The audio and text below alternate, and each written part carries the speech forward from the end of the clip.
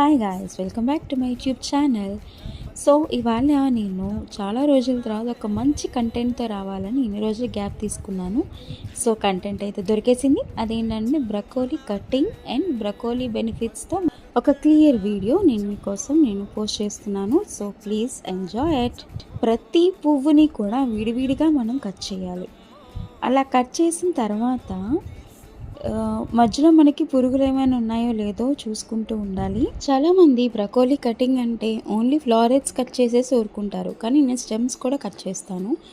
ఎందుకంటే బ్రకోలీలో మాత్రమే రోగనిరోధక శక్తి ఉన్నది, స్టెమ్ వేస్ట్ అని మాత్రం అంటే నేను ఒప్పుకోను. ఎందుకంటే స్టెమ్స్లో కూడా మనకి 100% ఫైబర్ ఉంటుంది, పొటాషియం, కాల్షియం అన్నీ ఉంటాయి, vitamin C, vitamin K, folate అన్నీ కూడా ఎక్కువ ఇందులోని. తర్వాత మనం స్టెమ్స్ అటు ఇటు పొట్టు తీసేసి మనం కట్ చేసుకున్న తర్వాత బ్రకోలీ విత్ స్టెమ్స్ మనం పార్బాయిల్ చేసుకోవాలి. పార్బాయిల్ చేసుకున్న తర్వాత అది మనం చల్లటి నీళ్ళల్లో వేసుకోవాలి.